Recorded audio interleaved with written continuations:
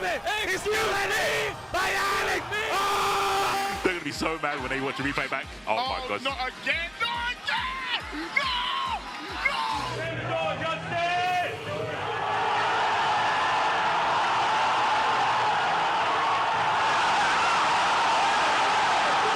He's happy to take the damage. He'd rather Sonic Fox be minus and then take a turn, but no!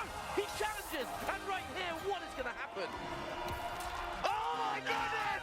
Sonic is gonna make Nicola blink first and take game number one! Wombo combo! That ain't Falco. That ain't Falco!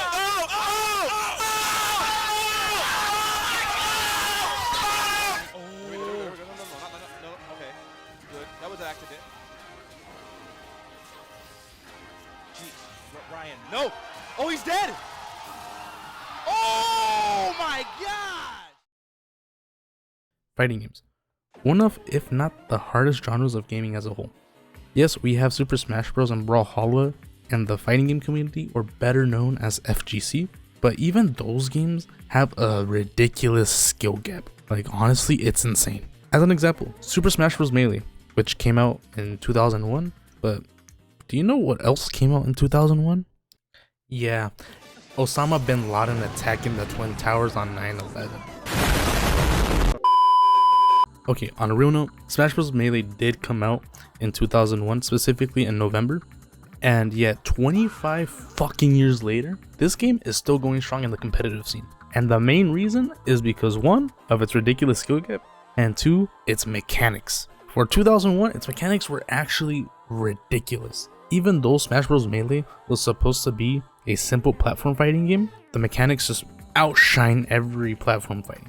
Traditional fighting games, on the other hand, can be really easy to pick up, or one of the most brutal experiences and the most extremely difficult games to pick up or learn. In this video, I'll teach you and help you understand the true fundamentals of any fighting game and learn them the best way possible, and not only that, be able to apply these techniques into any fighting game that you choose or want to play. Well, anyways, where do you begin?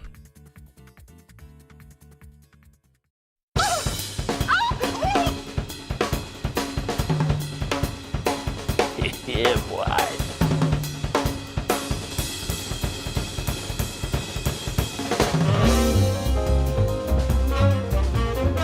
Raiden, show me who did it. She kinda bad though. Is that Frost?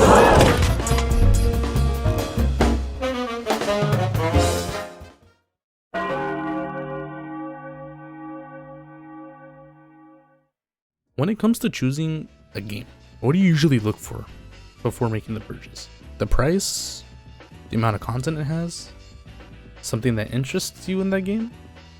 Or maybe because it's just a brand new game and you just want to play it? Or possibly it's because it's difficult and you just want to play it just so you can suffer.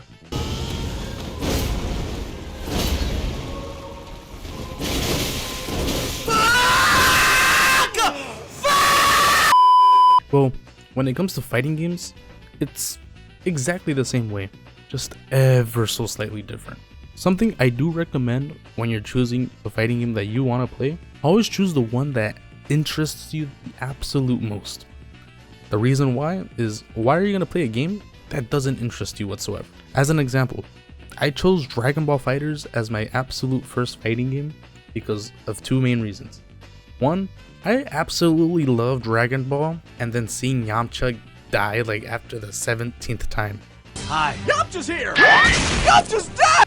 And then two, my friends were playing it and their peer pressured me into getting it. If none of those games really pique your interest, you could also choose the easiest fighting game to boost that interest. Games such as 2XKO or Dragon Ball FighterZ, like in this instance, is really easy to pick up, especially modern fighting games nowadays. They're super easy to pick up and they're really easy to learn. Or what you could do is you can be an absolute menace to society and decide to choose one of the harder titles that still have a large enough community. For example, King of Fighters, Mortal Kombat, or Guilty Gear, specifically the older ones, and I'll include this one as well, Street Fighter 3.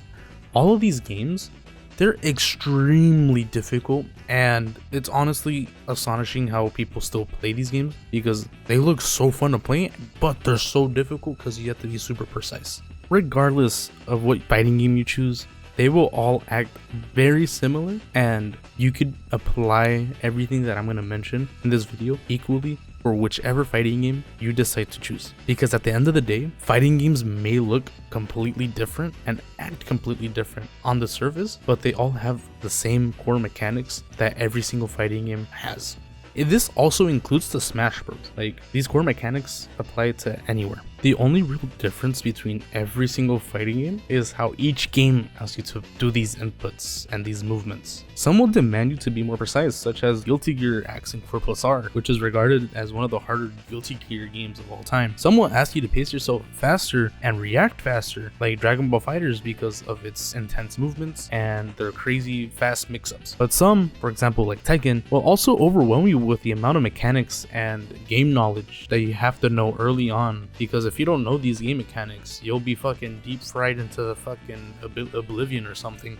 I don't know, you tell me. But at the end of the day, the root and foundation of every single fighting game stays exactly the same or is very similar. So once you picked up a game, what can you do to learn it and to potentially master it and to apply these techniques to any fighting game?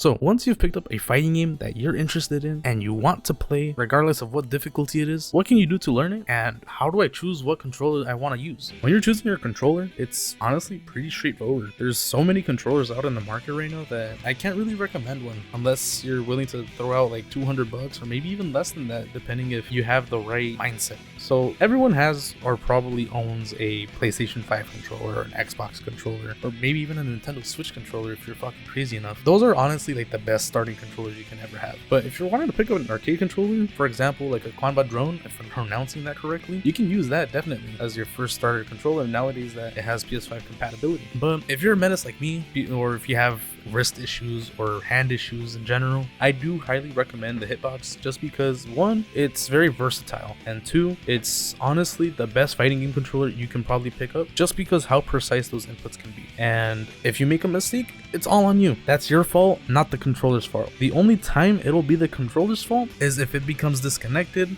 within one of the buttons or the controller gets disconnected.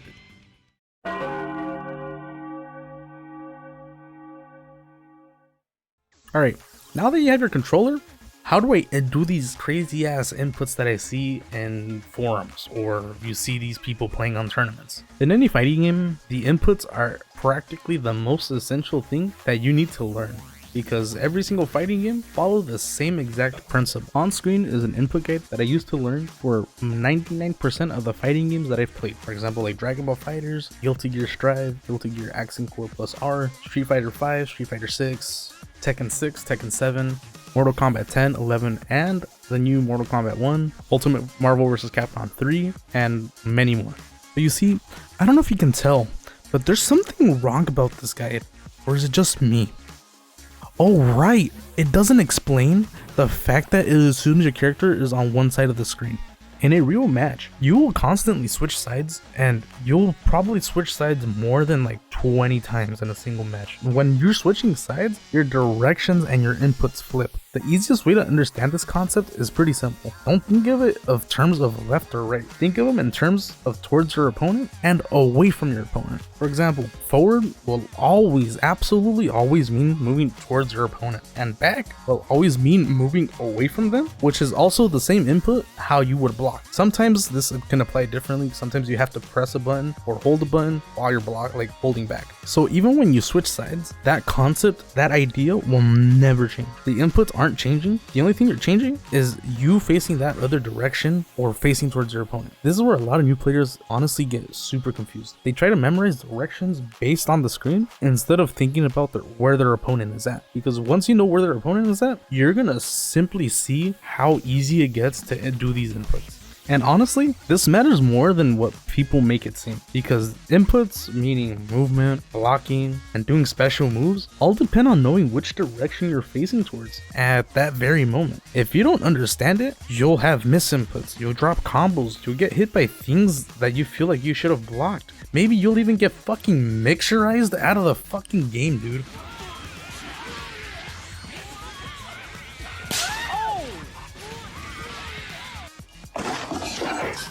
Like, it'll honestly put you at a fucking disadvantage. So once you understand your directions and your buttons, honestly the next step is learning how to actually use them in a match.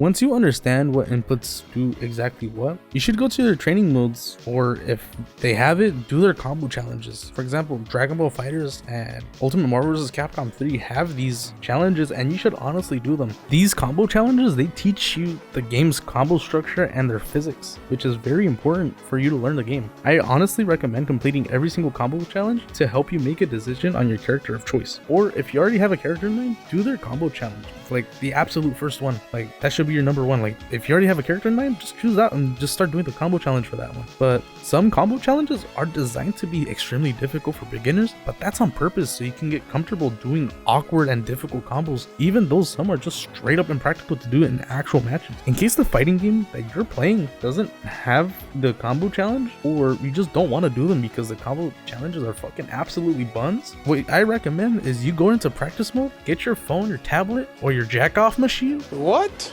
And just search up combos, like straight up just search up combos. But something I don't recommend is going on YouTube and search up the combos that you want to do, but they don't have notations, because that's honestly going to make it worse for you. So if you're using YouTube as a way of helping you out, I suggest going on YouTube and making sure that the combos that you want to do have the notations, because with the inputs I have just told you and how to understand them, you'll understand how to read these inputs. Why I say, oh, maybe YouTube could be such a great resource for this is because some YouTubers, they provide like actual breakdown of that character, and like, hey, they give you the specific thing. But then again, there's also this wonderful two websites that I actually recommend, which are called Dustloop and Dash Fight. These are absolutely the two best character resources or like fighting game resource websites that you can absolutely use. I use Dustloop to learn any fucking character that I want to in Dragon Ball FighterZ, and that's why I got so good, because I started memorizing their frame data.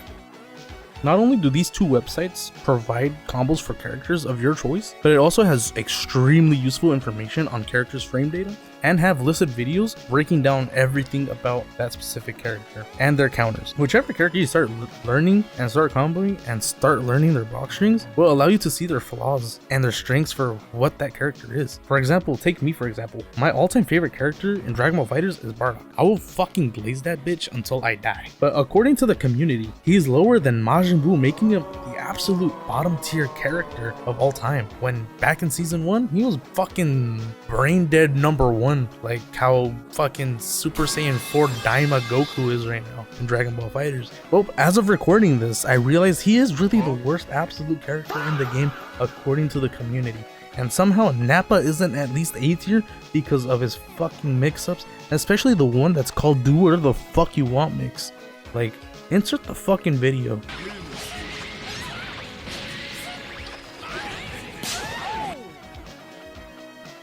And I understand Bardock has his flaws and like such. He's very predictable. He's extremely weak on his own, has short range, and there's absolutely just better characters than him. But I choose Bardock because I enjoy playing him, and that's the best way to learn. Over time, with more matchups and training, you'll understand.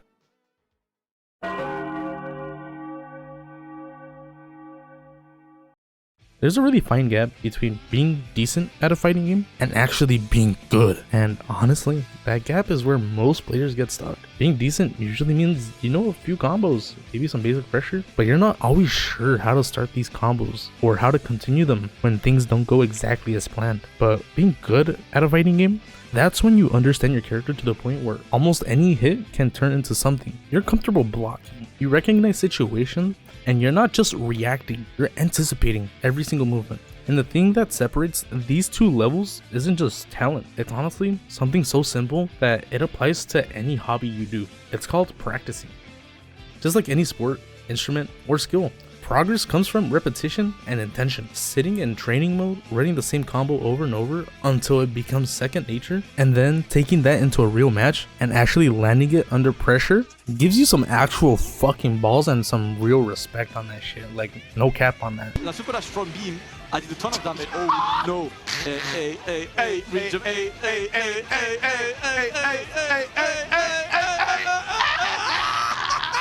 Let's go, level 3. Personally, whenever I'm in queue waiting for matches, I'm always doing something. Practicing combos, refining block strings, or even just practicing defense, like blocking and reacting to mix-ups. But something that helps just as much, if not more, is practicing with other people. Playing against real opponents, whether it's friends or online matches, it forces you to adapt in ways training mode can never fully grasp. People are super unpredictable, and they have habits, they have patterns, and they have playstyles that you can't script whatsoever. And learning how to deal with that in real time is what actually sharpens your skills. And with that being said, that brings up a question a lot of people have. How do you even practice things like block strings and mix-ups by yourself? That's where practice mode becomes your best tool. Almost every single fighting game has some form of training settings where you can control the AI. Setting the AI to block almost everything. Record actions for your AI to mimic certain interactions. Adding delay. Basically creating real match scenarios on demand. You can record a sequence, play it back, and learn how to defend it. Or practice your own pressure to see what's actually safe and what isn't by adding that delay. And once you start using it like that, practice mode stops being boring and actually starts becoming something so useful. It's honestly so sad how many people throw away practice mode like it doesn't matter, because the goal with practice mode isn't just to practice, it's to practice with a purpose. And every time you hop on that fucking game, you have some kind of focus. Maybe today you're working on landing a specific combo, maybe you're focusing on blocking better, maybe you're trying to stop mashing in bad situations. Whatever it is, stick to that problem, and once that weakness improves, move on to the next weakness that you need to work on. That's how you efficiently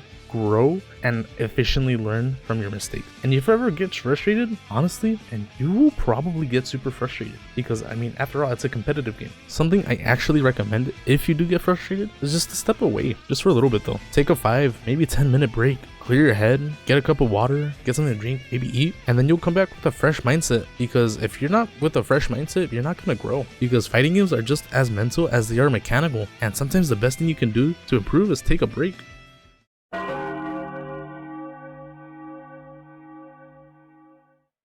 So whether you're just picking up your very first fighting game, which is honestly ridiculous because I'm pretty sure you've played Smash Bros, learning how inputs work, figuring out your character, or spending time in practice mode, just remember this: every good player that you've probably fucking watched, for example like Sonic Fox, Goichi, Justin, they all started somewhere. They started exactly where you are. Confused, dropping combos, not knowing when to attack or block. And the difference is, they kept going. Yeah, fighting games can feel very overwhelming at first, but once you break them down little by little, they're not as complicated as they seem. Pick a game you like, learn the basics, practice a little, and just keep playing.